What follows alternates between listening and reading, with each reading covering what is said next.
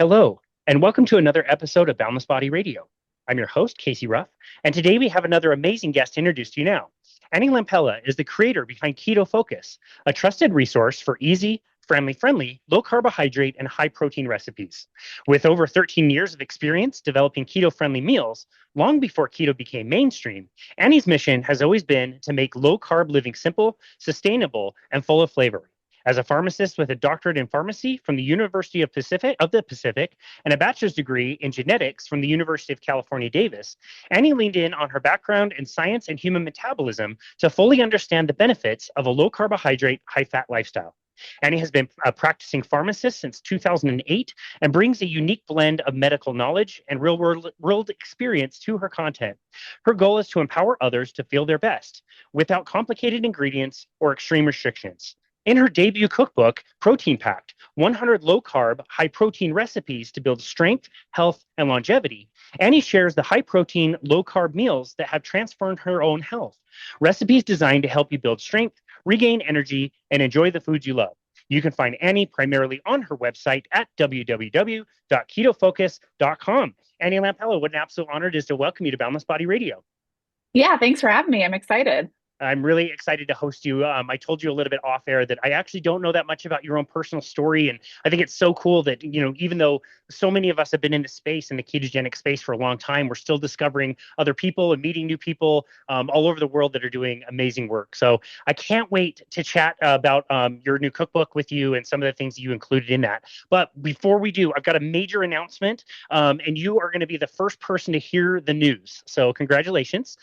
This is going to be the last Boundless Body Radio podcast. I am changing everything to Victory Belt Radio for how many of you authors that I have interviewed in the last little while. I've got like 5 or 10 Victory Belt books right next to my head. It seems like every other day we're dropping another one with a new and awesome author. I'm going to just rebrand the whole thing to be Victory Belt Radio. What do you think? I think that's awesome. I love Victory Bell and everything that they publish. I have my own collection. It probably has like 20 books and them because they're my favorite publisher ever. Just everything they put out from it's all health information plus the recipes. And I love how every single page of their cookbooks is this full, beautiful photo of the recipe, tons of information in the front pages too. That's very, very useful. And they're kind of my go-to for cookbooks. Whenever they have a That's new one amazing. released, I'm like, ooh, what's coming out? Well, send this up to them. Let them know that the starting negotiating price. I want to start with $1,000 signing bonus, and I want to take about 20% of all the book sales from all of you authors by Yeah. rebranding our podcast to Victory Belts, since we do so many. And you're right; like they have definitely established kind of a reputation of not only wanting to talk or highlight certain things in the health and fitness and nutrition space that kind of is a little bit on the fringe, like lots of content on carnivore diets and cookbooks and manuals and all that kind of stuff. But also, they are very beautifully done, and your cookbook is the same. It looks amazing. I was able to review kind of a digital copy, and the recipes look awesome. They do a really nice job making your books very, very aesthetically pleasing. So that's one thing they do great. Yeah, they do. Yeah. That's Yeah, I awesome. was excited to partner with them. Yeah, good.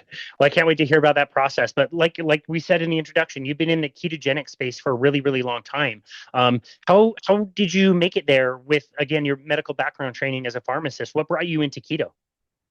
It was after I had my second son, I had through actually all both of my pregnancies, I had gained weight from that. And I was after my second child, my boys were 22 months apart.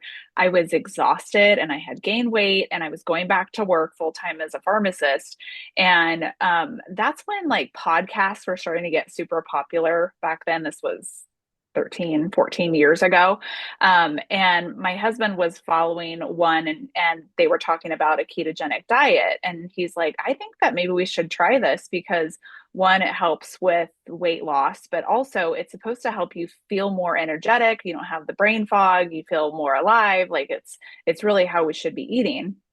And I kind of thought he was crazy because I was just like when he said high fat and I came from all of my schooling had said you want low fat to protect the heart. That's like the best way to eat is low fat, good healthy carbohydrates and protein.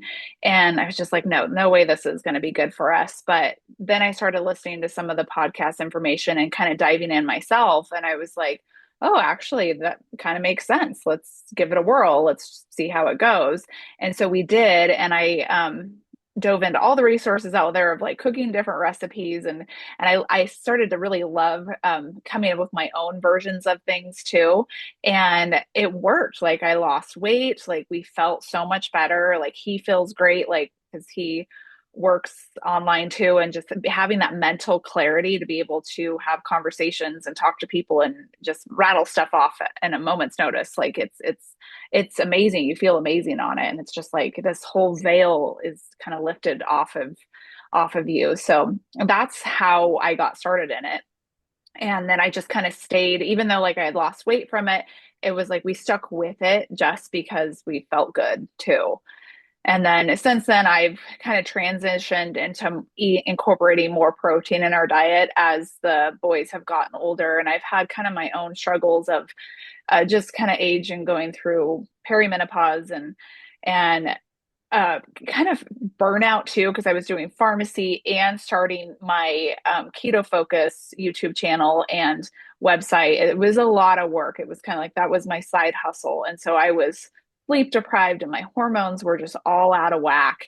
And so I started to shift towards doing more higher protein stuff and then bumping up my carbs a little bit more just because I was working out. And I feel like that's been a sweet spot for me. I was able to break through another weight loss plateau with just eating more protein. And my boys are both athletes too, like they're multi-sport athletes. So we're always hounding them on like, you've got to eat enough protein because you're so active throughout the day. You need to build more muscle. So that's kind of where we're at now with the way we eat. And I think it's what works best for our family right Super now. cool. Yeah, it's Mm-hmm. super cool. It's interesting once you've been in this world for long enough, how unsuspenseful some of the like before and after stories are. Like when it gets to the moment that somebody's willing to try a ketogenic diet, I'm like, yep, I know everything you're just about to say. It's like there's Uh-huh. no surprise left anymore. And I do want to ask you about your training and an opinion on something. So the first part of the question is, how much training did you get in school about nutrition? I mean, obviously, hearing about this crazy diet with tons of fat, that goes absolutely against what you were taught kind of in the medical industry. How much training did you get in nutrition while you were there? It was like maybe just a couple of semesters of it. I don't even think it was a full year of it when I was in pharmacy school. So yeah, it wasn't very much. Just kind of like the basic stuff. And Yeah. I hear that's what medical school is like too, is that it's just literally a semester or two of nutrition. And then I had participated in lots of clubs. Like I was part of the American Heart Association chapter club of my pharmacy school. And so I did a lot of like, low fat recipes and printing those off for people and counseling people on how to eat better, but making sure it's low fat. So that's where a lot of that came from. Yeah, got it. Okay, so the second part of the question is, do you think that doctors should receive more nutrition education than they're already getting? And my argument is, my opinion is they probably should not, because the information they're going to get is going to be that same American Heart Association nonsense. And my kind of thinking around that is, if we get more doctors more doctrinated in that way of doing things, it's going to be even harder and harder to move things forward. Do you have any thoughts on that? Would you like to see more nutrition education, or do you assume that if there were more, it would just be the same kind of crap? I think that there should be more just because I would hope that we're starting to like turn away from that thinking. And there's just been more and more evidence to come out to show that, yeah, certain higher carb foods are not good for you.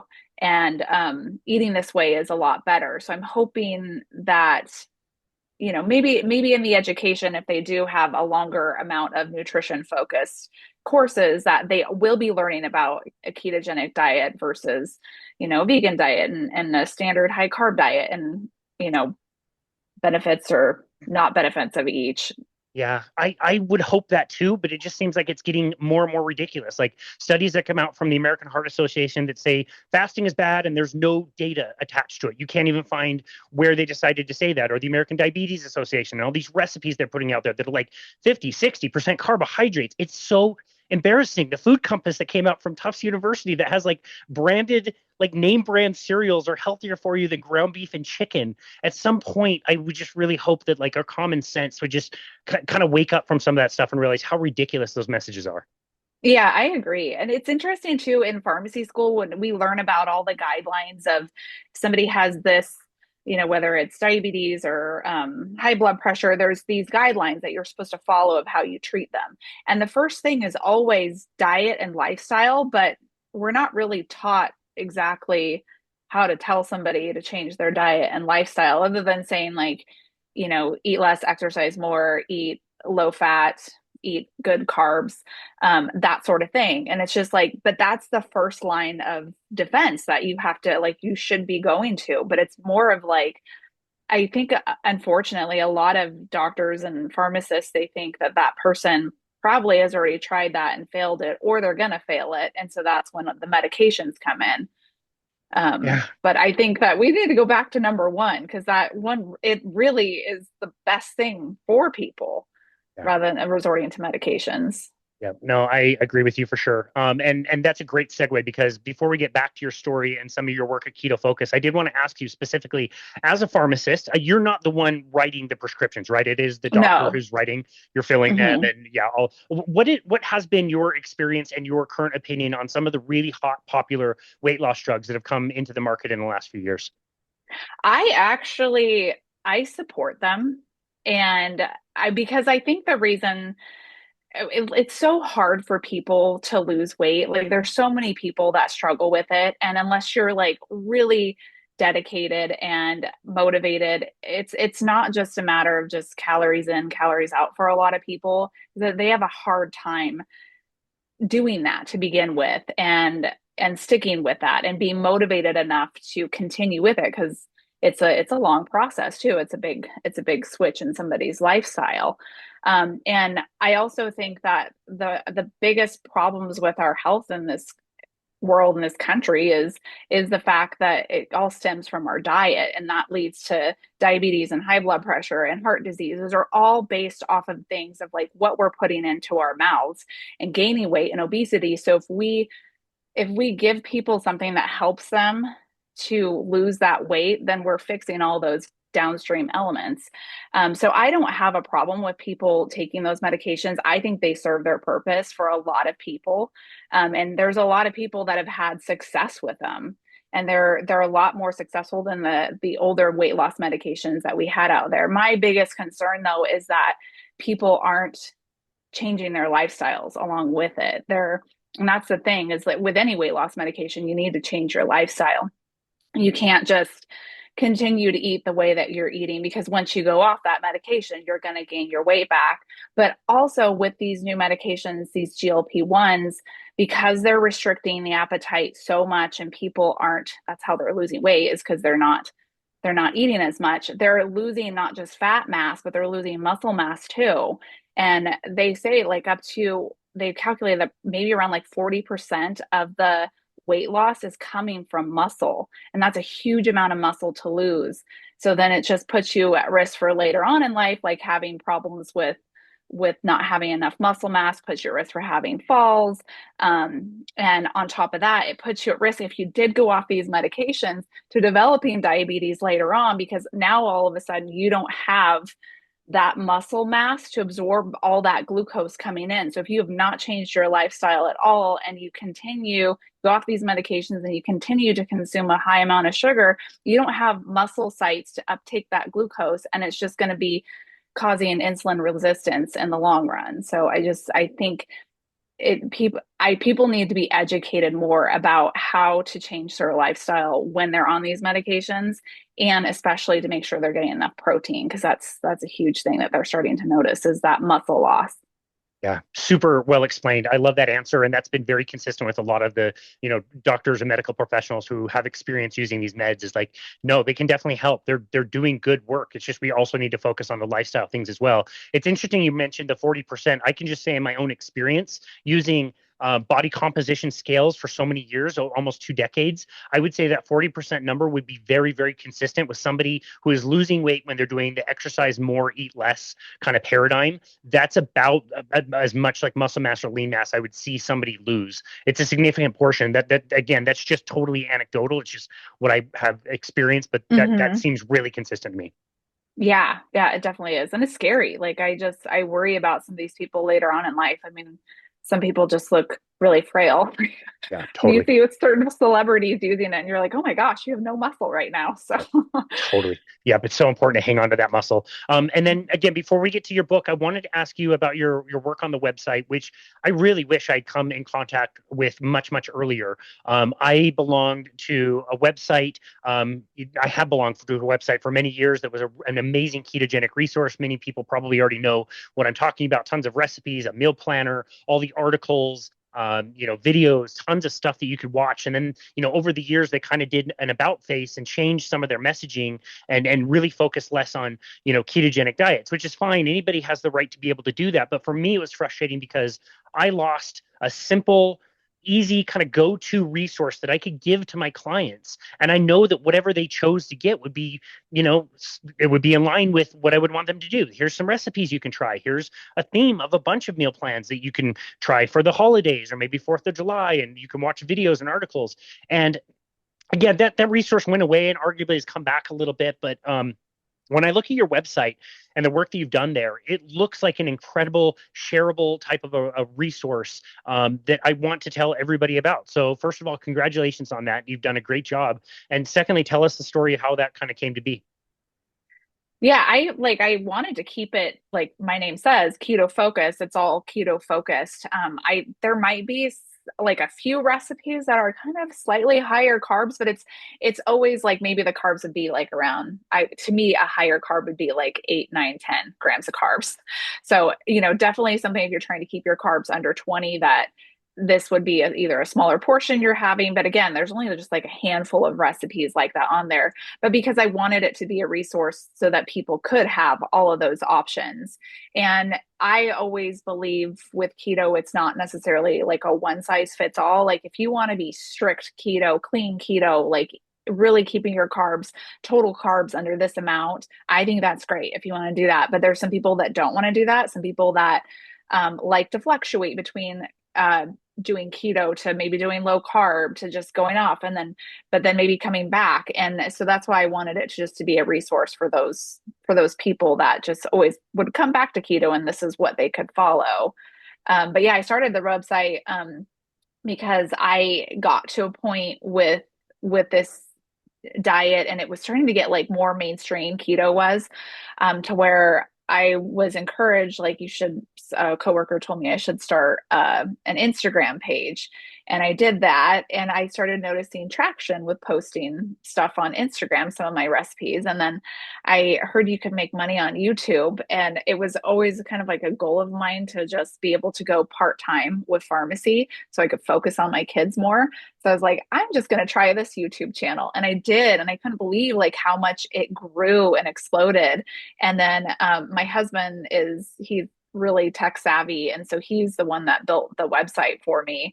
And he kind of runs that whole side of it. But we have that paired with the YouTube channel. It's just like a place where I think most people find me through YouTube.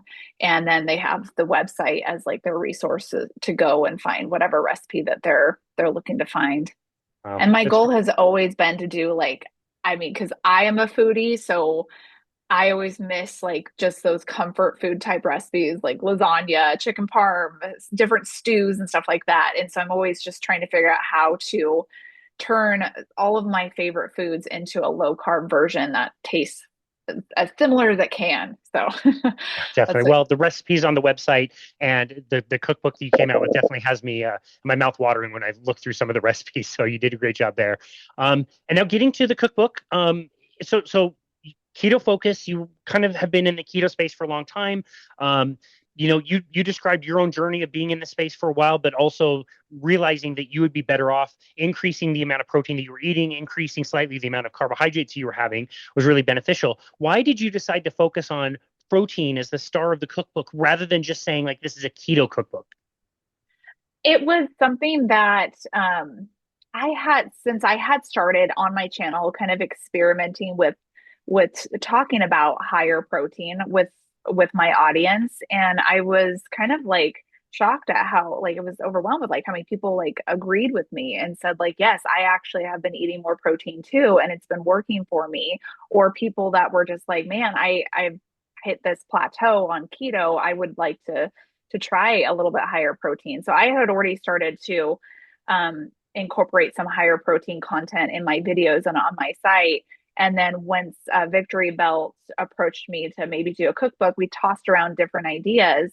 And this was something that they were really excited about too, because they saw, I think, with the GLP-1 medications coming out and the need for people those that are on those to eat higher protein and just eating higher protein in general. I think that we've kind of stepped away from that. Like people aren't really thinking about the benefits of eating more protein. And it's starting to become more and more popular recently of with all the cottage cheese bowls and the fun things that TikTok likes to show us, that there was like this need of having a cookbook out there that was more protein focused because there's Got it. not really a lot out there for Well, I cookbooks. definitely, yeah, I think it was the right direction to go. And again, if I'm thinking about the clients that I see and who I would make recommendations to, I see not only the person that wants to change, but they're not just cooking meals for themselves. Oftentimes, they've got a spouse or they've got children who don't necessarily eat that way. And so to be able to open things up and have lots of options for people, or even say, like, hey, if your husband or wife is not on board with keto, you can always add more carbohydrates to these. If you want to throw a cup of rice in or some potatoes, like you can very well do that. It just gives you that kind of an option. So I'm glad you went that direction with the book and the things you talk about. And one of my favorite things to do when I'm sitting down with somebody and talking about nutrition is I like to sit down and talk about all the different macronutrients and kind of put together a list of like, this is what, protein is.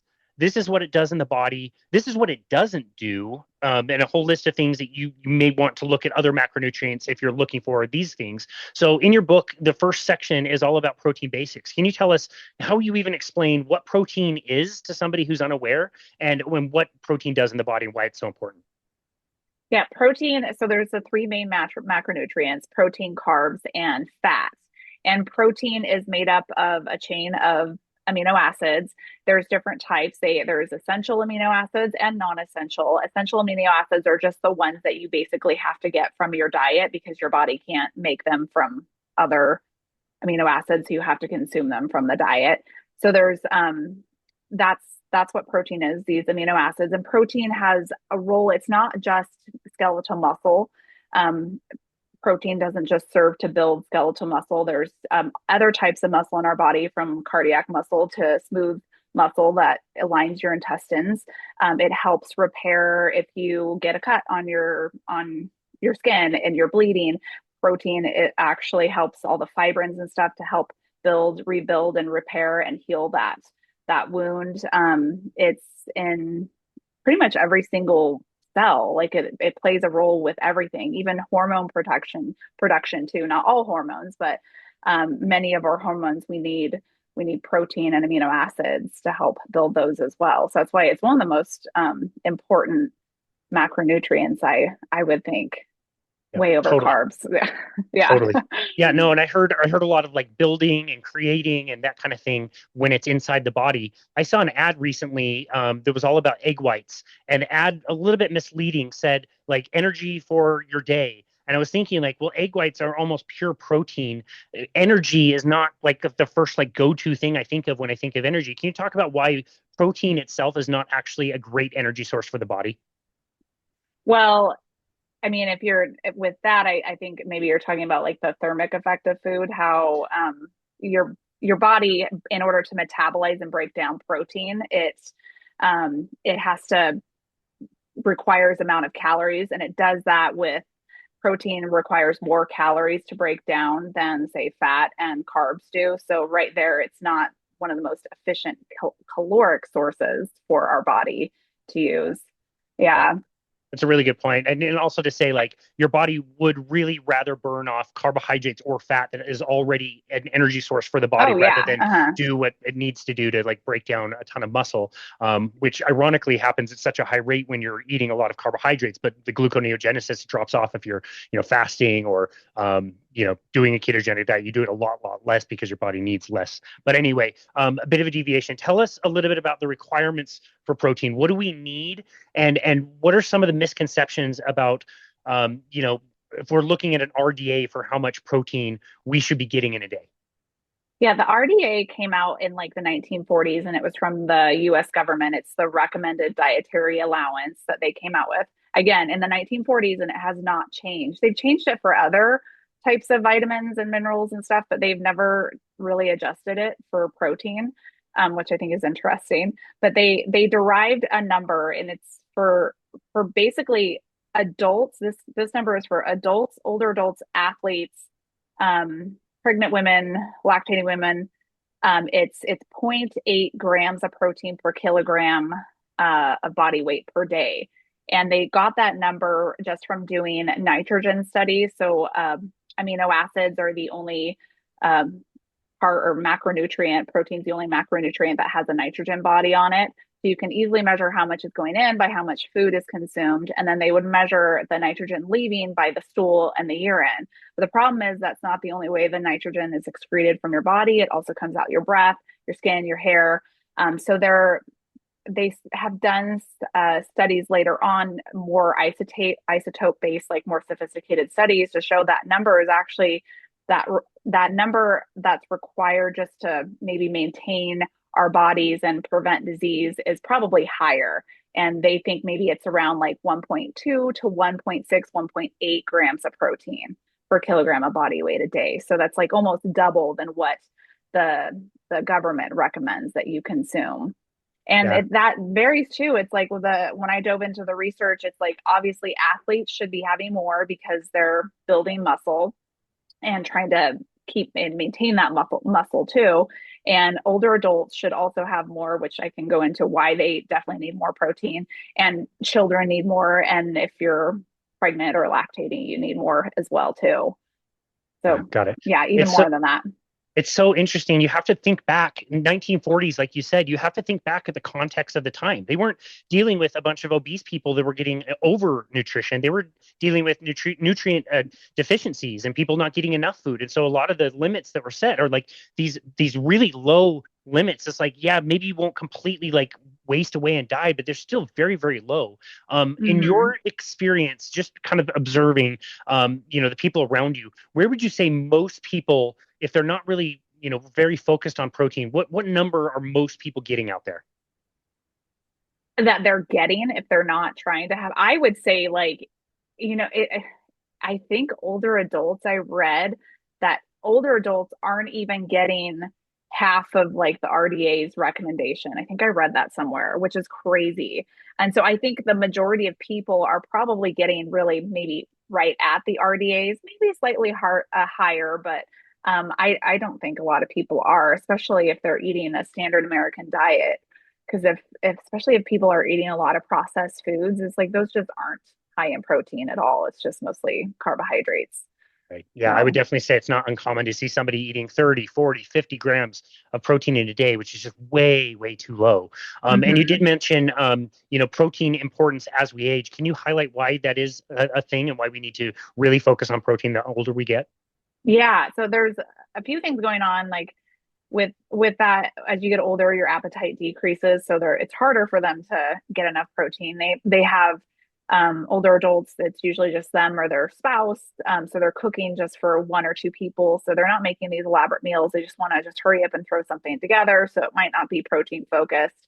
It's also physically hard for older adults to stand in the kitchen sometimes, not in everybody, but I have relatives myself that complain about, like, I don't like to cook because it hurts to stand longer than 5 minutes in the kitchen. So there's that going on, but there's stuff that's going on in the body too that causes them to this is why they need more protein. The first is the digestibility of protein decreases as you get older. You're not getting the gastric secretions to come out, or as much enzyme release. So right away, you're having less than like 10% is already stripped away. That's getting into the body. So there's like a 10% decrease that gets absorbed into the body. And so once that protein is absorbed, though, then you also have something called the anabolic resistance, which is where with older adults, they actually need to consume more protein just to build the same amount of muscle that a younger person would. They're just not as efficient at building muscle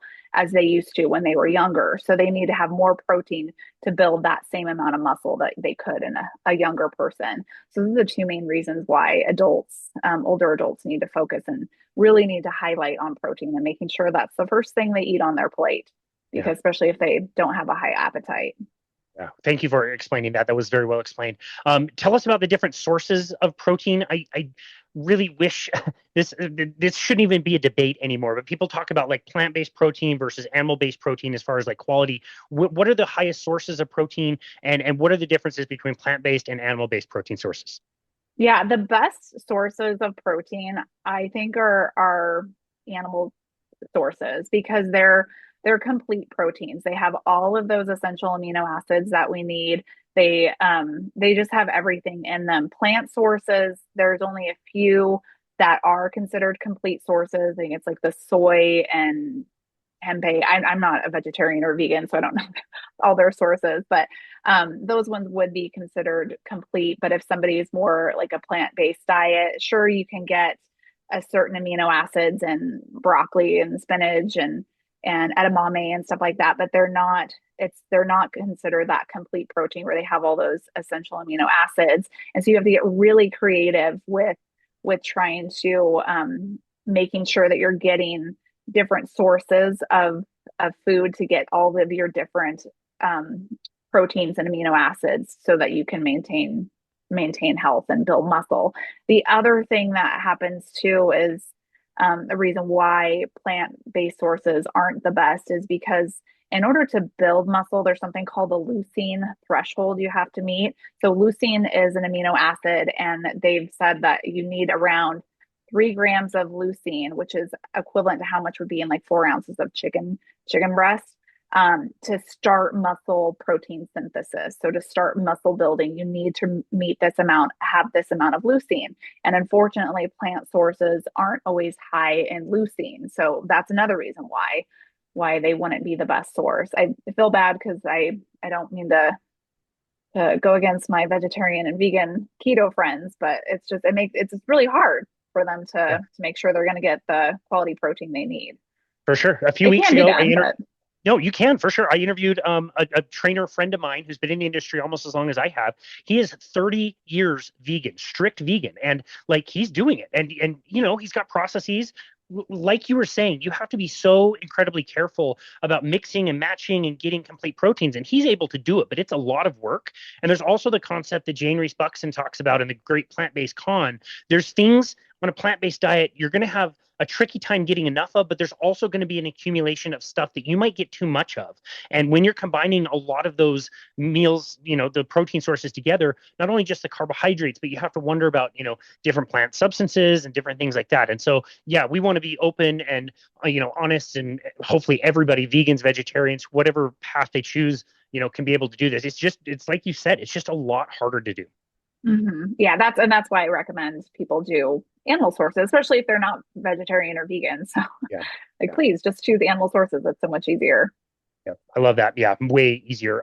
Another cool part of your kind of introduction and first part of the book talks about like the high protein kitchen. This seems to be a real kind of rate limiter when I'm telling people, what kinds of foods to eat or recommending, meals, whatever. Not a lot of people are that prepared to cook. They either didn't learn how to cook, they don't have the equipment. Maybe they've got limitations, like you said, where it hurts to stand up that long, or you don't have knife skills. Like there's so many different things that a lot of people these days don't do. So tell us a little bit about the high protein kitchen, and how somebody, even if they're just a beginner, can start to think about how they can set this up for success. Yeah, I mean, getting your sources of meat, your favorite sources. You don't have to get, if you're not a fish person, don't stock your fridge or freezer with fish. Just, I mean, I think fish is great, but just do the sources of protein, that the foods that you like to eat is what you should focus on, and fill your freezer is what usually I do, and with those sources. And then get things like, I love cottage cheese because it's still lower in carb, and it's a high source of protein too. There's Greek yogurts out there that are lower in carbohydrate too, and you can easily add flavoring to them or use them in like a quick smoothie. Or I like to actually just add protein powder to it, a flavored protein powder. It's like a nice, I either have that for breakfast or it's just a nice little quick treat for me. I love hard boiled eggs, are just such a good, easy, quick snack, quick breakfast source, or just to add on extra protein to a meal throughout the day. One of the things that we've been doing, I did not mention this in the book, and I wish I had because we didn't really discover it until recently, but I am going to do a YouTube video on it. But what my husband and I have been doing is we have been purchasing our meat in bulk. We go to Costco, but you could do this if you want to buy a cow or a pig or whatever. And we buy a bunch of meat in bulk, and then we have been salting it and packaging it up into freezer, like the vacuum sealer bags, and freezing it all. And then what we have is a sous vide. Have you heard of a sous vide cooking? Use it every single day. Oh, you do? Okay, good. Yeah. So we just take it, whatever we want to have, like whether it's chuck roast or chicken breast or whatever. I pull it out from the freezer. It's already seasoned. And I just drop it from frozen into the sous vide, and it cooks for a few hours, and then dinner's ready. And it's the easiest thing in the world because we're getting high amount of protein from that meat. That's just, oh, it's already seasoned. It's more genius and easier to use than a slow cooker. It tastes a lot better. And then I just make some vegetable sides. And for my boys, because they're not keto or low carb, I make them potatoes or rice or something like that. And it's dinner is ready in just like less than 30 minutes. It's so easy. It's So, so easy. Yeah, I love my sous vide. I'll often do them in batches, maybe do like mhm. 5 or 6 steaks at a time and put them back in the fridge. And then during the week, I don't have to cook them for the amount of time that they need to cook. I can just pull one out, warm Yes. it back up, grill it, and it's ready to go. But yeah, if you're watching or listening and you never heard of a sous vide, think about it's kind of like a cylinder that sits in any kind of container of water and will circulate the water around at a certain temperature. And like you said, if you're using a vacuum seal bag, the food is not coming in contact with the water. It's all sealed off, but you can set the temperature to be exactly whatever temperature you like your food, and it's going to come out consistently perfect every single time. I like my steaks to be cooked kind of medium to rare, and it's 118 degrees, and they go to 118 every single time and not a tenth of a degree higher. It's an awesome tool to have. So I'm really glad that you brought Yeah. that up. Yeah, It's what they do in restaurants. If you love restaurant quality steak or chicken or whatever, any sort of protein, it's how they cook in the majority of restaurants. And because it's a way that they can batch cook it ahead of time. And then all you have to do is finish it, yeah, on the grill, cast iron, however you want to finish it to get that perfect sear on the outside. And it's just so easy, and it's so flavorful, and it's forgiving too. So you could have, maybe they recommend your steak be cooked for from frozen. We usually do anywhere from like 2 to 4 hours, but you could let it go longer than that and it's still going to be fine. So it totally. doesn't get that mushy fades until till a lot longer, several hours later. So Totally. it's like the new slow cooker to me. Yep. I I love know. it. I love mine. I use it all the time. So that's great. And on that note, I wanted to kind of divide this into three buckets. And the first bucket I want to ask you, maybe you could comment on, I don't know, 2 or 3 things in the kitchen that you think are essential. Like you really just can't quite get around. You really should have, a few things. These are essential. What would make that list for you? Like for equipment. Equipment in the kitchen. Okay, well, for one, I would say this bead. That's the one thing, and probably my vacuum sealer. So we'll put those together. Also, I love my food processor. Is another thing because I use that for everything, and I have a Cuisinart. No, it's not a Cuisinart. It's a Breville, and you can shred a block of cheese in like 2 seconds with that thing. It's amazing. So a good food processor or a good high powered blender this is more than three things. Yeah, that's okay. And then, so the next Yeah. the next bucket or category would be what are two or three things that you would say like these are great to have? Like make these a priority. They're not necessarily essential, but like if you can afford it, do these things. Like what would fit in that bucket for you as far as equipment? Um, yeah, probably. I mean, probably the Breville food processor is kind of is spendy, so it's probably one of those that'd be like great to have, a good Christmas present to get. One of the things that my husband got me for Christmas a few years ago was this like food chopper. It's made by Wusthof, and it's like I wish I could show you. It's like a it has a little cutting block, but it's curved, and then the blade is kind of circular. So you just sit there, and it's the best thing for like cutting up, mincing up garlic, herbs, anything like that. You just quickly just run this like knife that rocks back and forth on it, and it's like it's so easy just to be able to get all those flavor components from fresh herbs and garlic minced up perfectly and just throw them in. Because before I've always thought it was a pain to have to mince up garlic with a regular knife. I'm Yeah, not I'm not a trained chef, so just I've a never home heard of cook. that before. That sounds really Yeah, helpful. yeah, yeah. It's one Yeah. of my favorites. Okay, gotcha. And then the last bucket would be this is just total indulgence. And so maybe this is where you can throw like the ice cream makers that have gotten quite popular. Like, do you need this? Like, absolutely not. But this is fun and novel and that kind of thing. What any like two or three things you would put there? I know. Actually, I do like that ice cream maker. That Ninja ice cream maker is probably one of them. It's like this right here. Fun.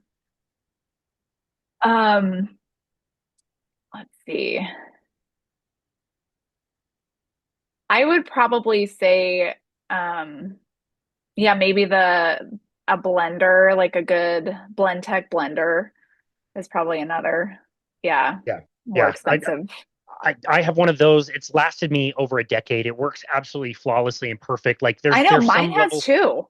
they last I'm forever. surprised. I'm like, Yeah. because we've had ours for probably 13, 14 years and it still works. My husband bought it for me for Christmas. He always gives me the greatest kitchen gadgets.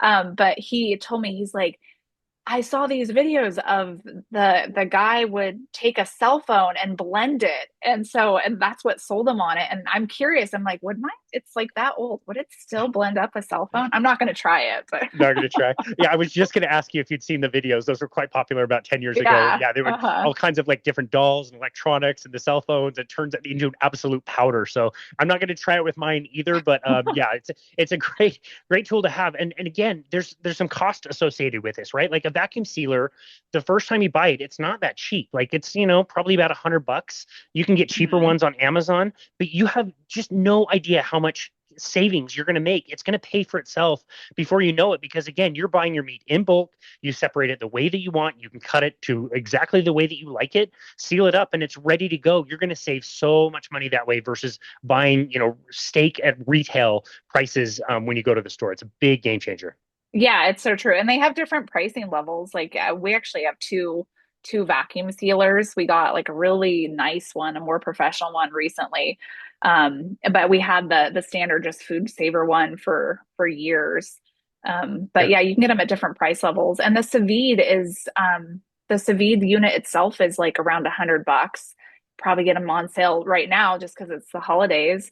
But and all you need is we get those big kind of restaurant style like graduated containers, but you could just use a big pot or even a cooler. Anything that can attach the sous vide where it can easily hang in there Yeah, will works for that. So totally. it's I consider it's not that expensive as a setup to where you get so much use out of it. I mean, an Instapot probably costs these Instapot these days is costs as much as a sous vide would, Yeah.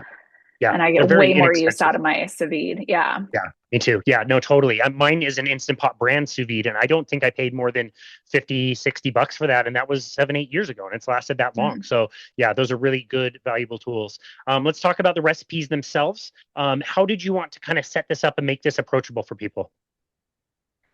I wanted it to be like per protein so that people could easily find their favorite protein sources. And, maybe some people don't eat pork or maybe they don't like fish. So I wanted them to be able to flip to it so they could be like, I like chicken and I like beef. And so these are the recipes that I want to use, or I have I have fish in the fridge. I have shrimp. So let me flip to that section. So I did it like that. And then I'd have a breakfast section, a dessert section, a drink section, snacks and appetizers, that Yeah. sort of thing. No, it's great. I Oh, mean, and I you do even have a veggie section okay, for my nice. vegetarian friends. There you go. No, that's great. Yeah, I recently inherited some elk from a hunting buddy of mine, and I don't know what to do with it. And looking through the recipes that you have there, there's some really delicious looking. I think there's an elk with chimichurri that looked incredible to make, and so that helps Yeah. me to like generate some ideas of what I'm going to do with a kind of meat that I'm not used to cooking all the time. Yeah, I did. I have a wild game section in there Yeah, too. super good. I like that. Okay, you personally, your three favorite recipes. This is for you to live on. If you could choose three for the rest of your life, what would your three be? In the book.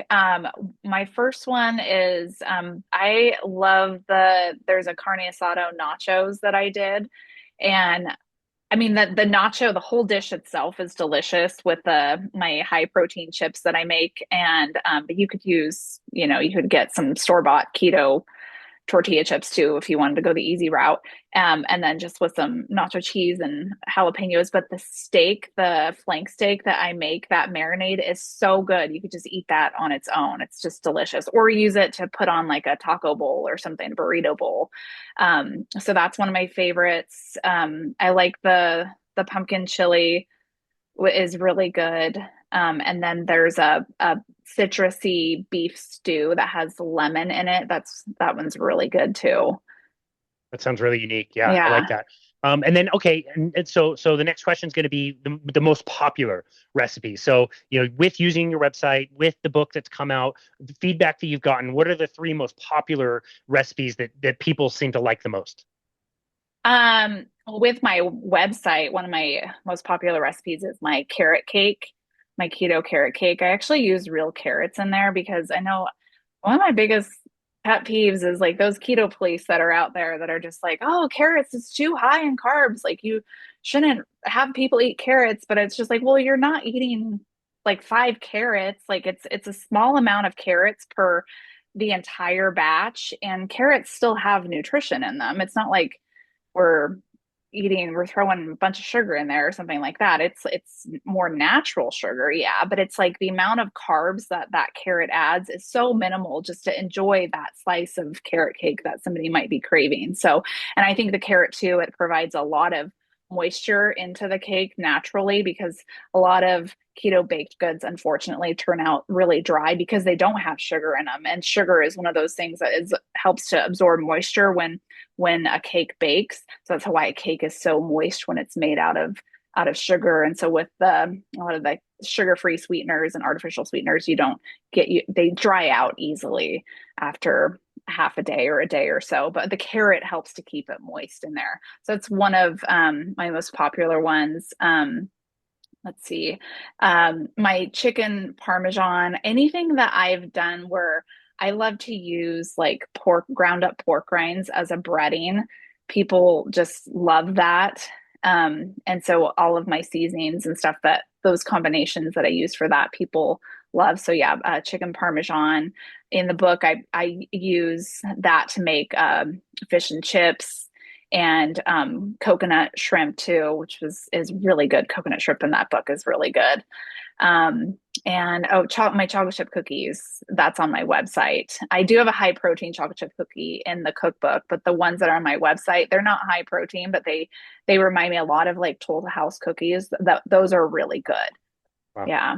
Sounds great. Well, you're making me Yeah. hungry for sure. Okay. This I know. is awesome. The cookbook is amazing. You did such a great job with it. The photos are amazing. I love that there's such a variety of different recipes, and people can choose to what level they want to do things. You're not going to send somebody to jail if they don't follow your recipe exactly. Like people can omit things, they can change things around. It's just a recipe, and people can play with what you did. But it's such a cool foundation where anybody could benefit from, even regardless of whether somebody wants to do a low carbohydrate diet or not. You can always add more carbohydrates to it. I think you and I would both argue the benefits of doing a low carbohydrate diet for most people, but again, that wouldn't even be necessary for somebody to pick up your cookbook, have it gifted as a gift, and really see some benefits. So I'm really Yeah. glad we got into contact. I'm so glad you had the time to come on our show today to tell us all about it. For now, where can people go to find you and connect with you and your work, and where can people pick up the cookbook, Protein Packed? Yeah, you can find me on my website, ketofocus.com, for all of my recipes. I have almost 700 keto recipes on there. My YouTube channel is my biggest social platform, and I put out videos like every week, almost every week. Sometimes over the holiday season, it gets a little sparse because I'm trying to enjoy the holidays with my family. But every week, I'm trying to put out videos there. I have Instagram, Facebook. On all of those, I'm Keto Focus on all of those channels. And to order the book, it's available on Amazon, Barnes and Noble. You can also go to proteinpackedbook.com. That's my webpage for the book. You can get some sneak peeks of recipes, of see what's inside, some of the content that's in there. I also still have a free meal plan up that goes along with the book. It has 4 weeks of fully macro calculated days in there, 7 days a week, and recipes are very easy to make. A lot of these can be made in like less than 15 minutes. So it's additional recipes. Some of them are the same ones that are in the cookbook, but some of them, the majority of them are additional new recipes that you can snag too. So Wow. there's that in there too. And it's all calculated so to keep our carbs less than 20 a day and protein is over 100. And I give ways that you can add more protein in there too if you need to. That's a huge amount of value to add to offer to people. Lots of different ways that people can find you and find your work and get some of these recipes. So we really, really Mm-hmm. appreciate that, Annie. And yeah, we really appreciate your time coming here on Victory Belt Radio. Oh, I mean Boundless Body Radio today. We really, really appreciate you. Thank you so much. Yeah, thank you for having me. Absolutely, it was an honor. And this has been another episode of Boundless Body Radio.